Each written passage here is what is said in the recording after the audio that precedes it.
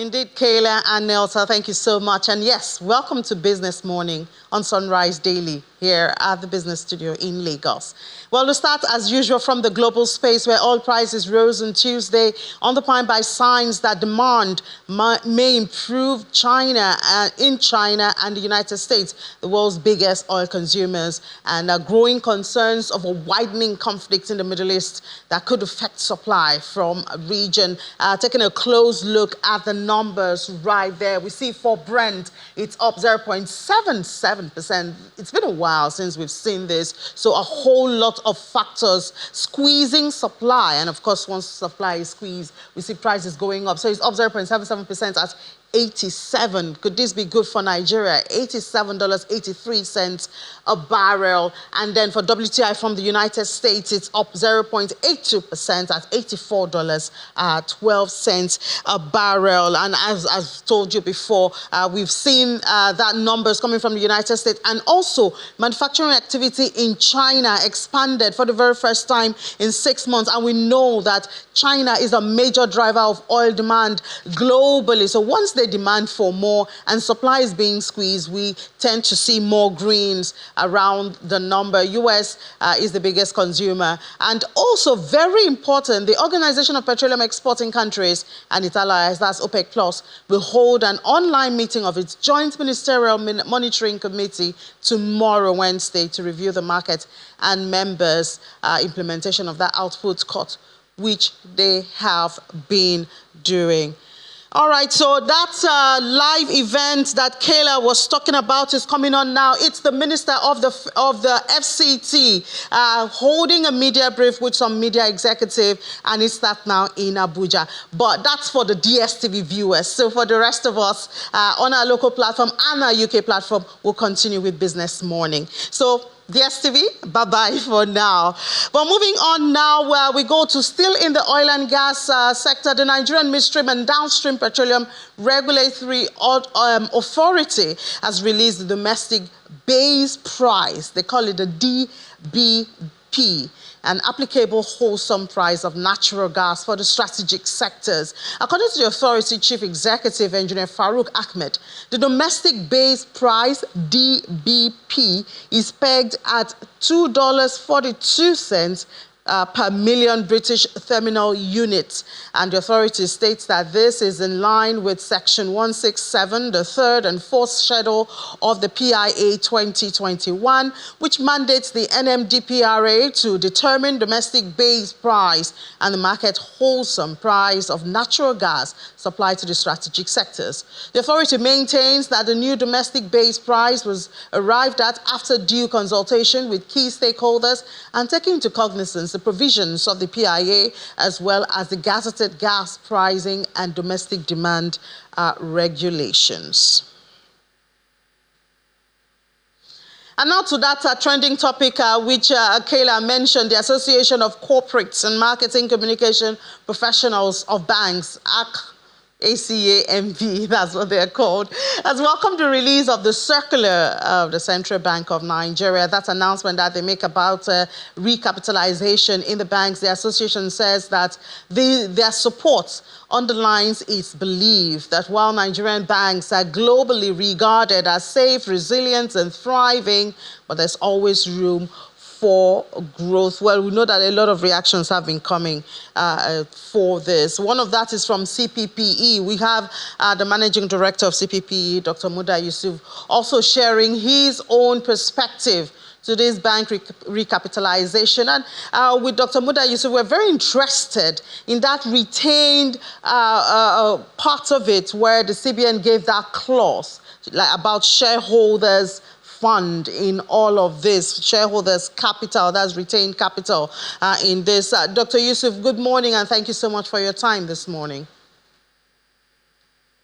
Good morning. Thanks for having me. Great. My pleasure. Yeah, so we saw your statement yesterday, but this morning we're kind of really interested in that part where the central bank is saying that the shareholders fund cannot be recognized. It has to be fresh equity. And yet, I don't know, help me to understand, and yet the banks are allowed to go to the capital market to raise new equity Isn't that going to be Shareholders Fund? Please help us to understand the full picture. Well, I think what the central bank has set out to do was to ensure that we have fresh capital being brought into the banking system. That is the whole idea.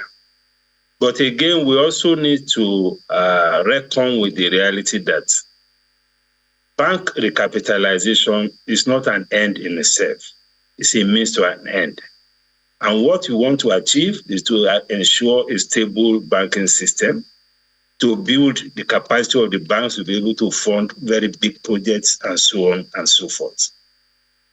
Since the retained earnings actually belongs to the banks and it belongs to the shareholders, in order not to also create any major disruption, to the system, I think it's not out of place if the CBN also, listen to the stakeholders in the banking system and take a second look at it. Even if it's going to be a partial window, if the entirety will not be allowed, because it's retained earnings, it belongs to the shareholders. If they had shared or allocated all of this into shareholders, of course, they are at liberty to go back and purchase new shares.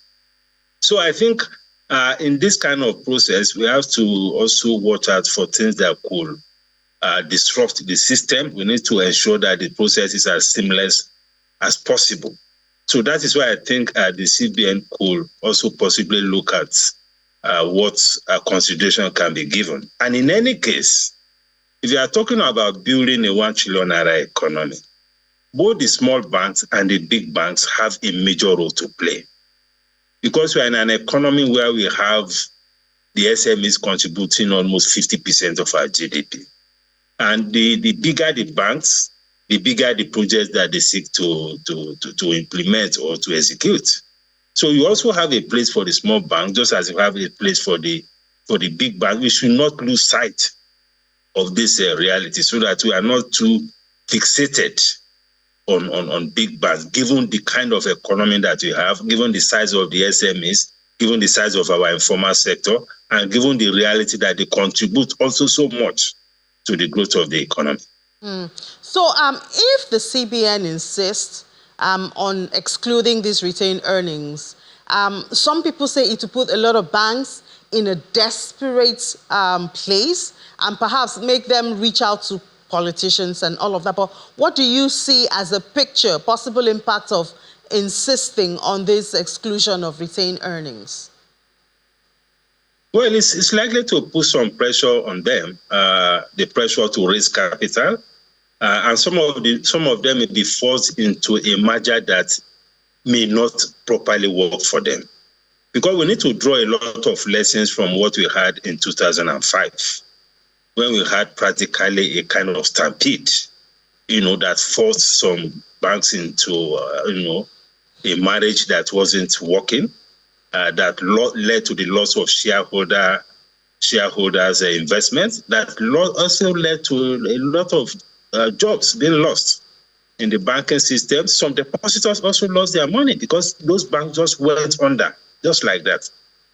So there's a whole lot of lessons that we need to learn from the previous experience. This is going to, force a lot of them into some kind of desperation to raise funds. The capital market, well, that may be positive for the capital market because the momentum of activity, the tempo of activities in the capital market will increase, which is good for the capital market. But we need to look at the overall picture and the ultimate goal of ensuring that the economy at the end of the day is the best, is the better for it. I think that should be at the back of our mind. And I always feel like asking this question: does more capital with the banking sector mean more funding of the private sector? Yes, it does. It does, because it's about capacity to fund. The bigger the capital, the bigger the capacity, and I think that is one of the main objectives of this recapitalization. Because there are some sectors now, as we speak, that because of the weak capital base, our banks cannot fund them effectively. And one example is the oil and gas. We also have, I think, something similar in aviation and also in the maritime. So there are some big ticket transactions that require this high capital base, because you need that capital base to be able to guarantee that if anything goes wrong, you have the capital to support it. That is the whole essence. You have the capacity to withstand any shocks, depending on the scale of the transaction. So there's a relationship. But in terms of the stability and the reliability of banks, it's not necessarily a function. Oh, looks like we have a bit of technical hitch or network with Dr. Yusuf there. But I mean, it's a question that readily comes to mind, because when you have a CRR at 30%, you have MPR at more than 22%, we talk about how much is left with the banks, for funding of the real sector. How much of, or how many of the members of the private sector can even afford with the current interest rate? I mean, these are questions that, in spite of more funding, you ask if the funding will actually get to the real sector. I don't know if we'll have Dr. Yusuf back. Hello, Dr. Yusuf, are you back? Yes, of course, I'm here. Okay, all right. I'm here, yes. Okay, we lost you for a bit. Those things matter. Yeah. Yeah, those things matter. The point I was making is that stability of a bank is not so much a function of the size of the bank. We have seen very big banks failed, both here and even outside the country. I think it's more of a function of management, corporate governance, and the way they manage their risk. That is what is important. Because if you look at the financial stability report as we speak, at least as at last year, practically all our banks are stable and sound. Looking at the key indicators or metrics, such as the capital adequacy ratio, the liquidity ratio, the non-NPL, that's non-performing loans ratio. If you look at all the ratios, our banks are doing well.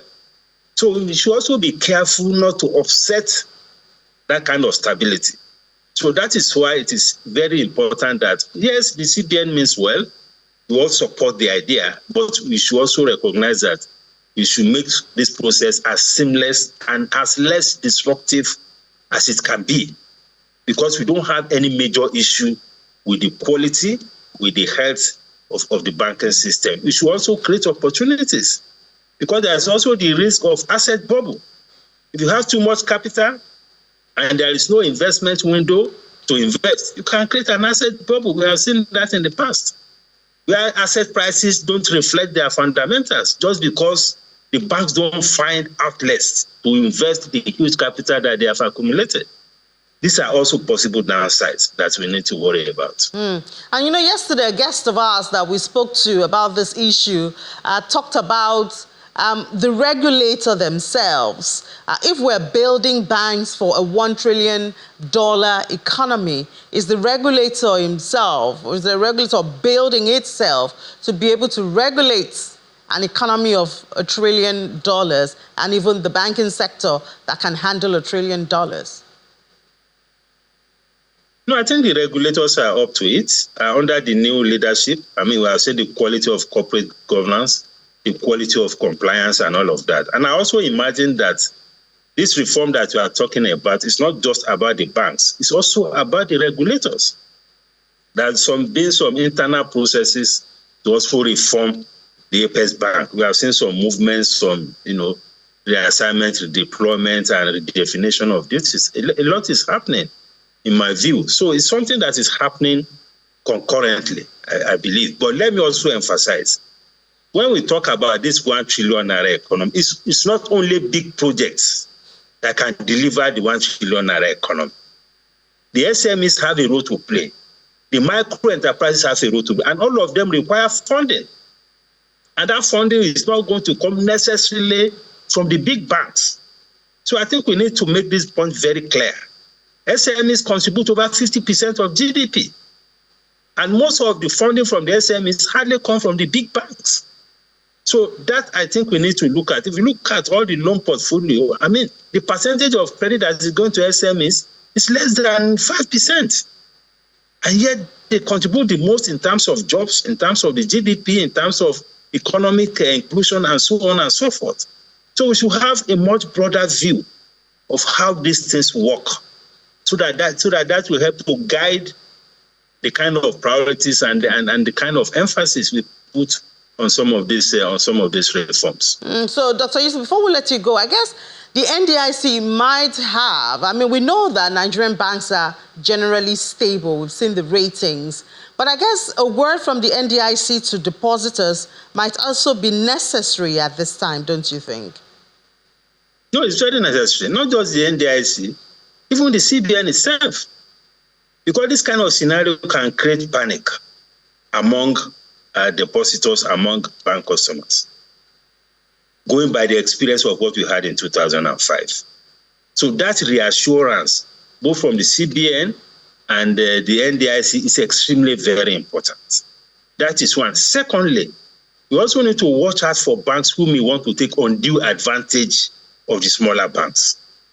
Because sometimes in a competitive environment, there could be some anti-competitive practices, there could be some predatory practices within the competition framework. I think the CBN has to be on top of that to ensure that there is no attempt by any bank to take undue advantage of the other.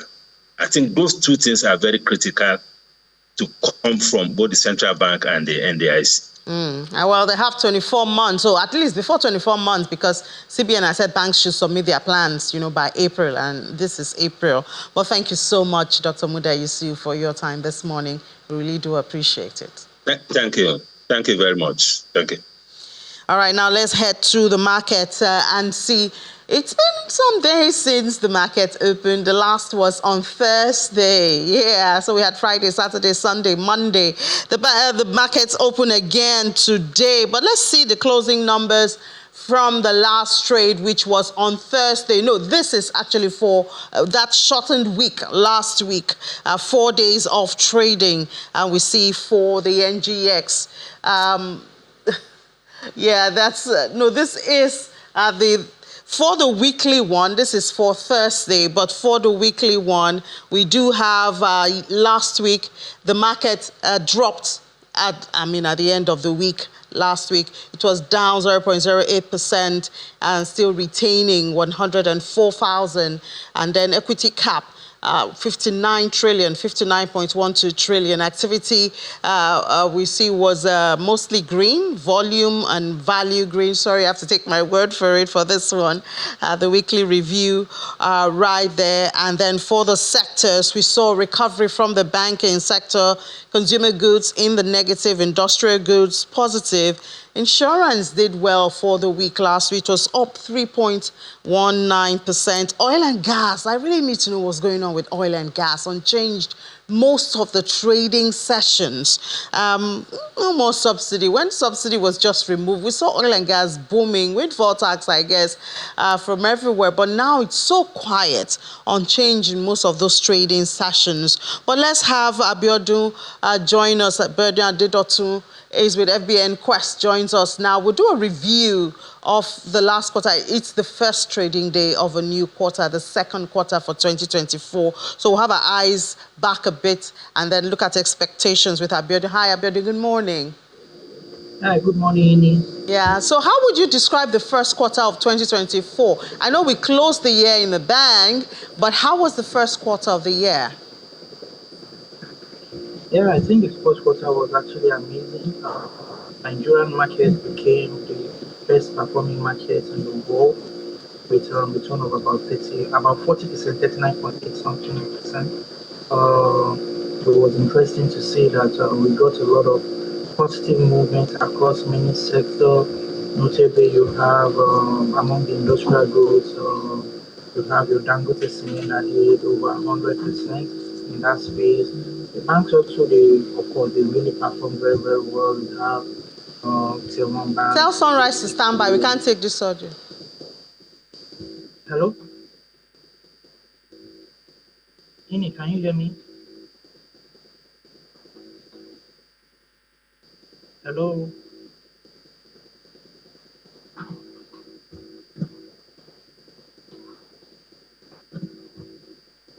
All right, I doubt we can continue with Abiodun because the audio, I mean, we can hear that sound and we can barely hear what he's saying. We hope perhaps we'll have him tomorrow to do that review. So let's just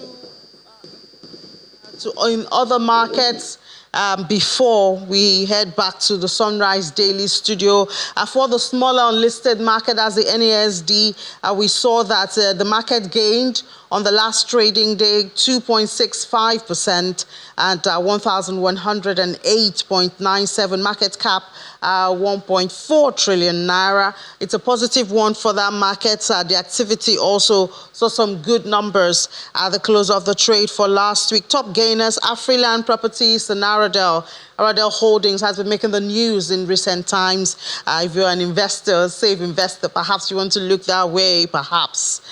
Top losers, Capital Bank, Co. and Central Securities Clearing System, they were the top losers for last week now. I guess that's the much we can take.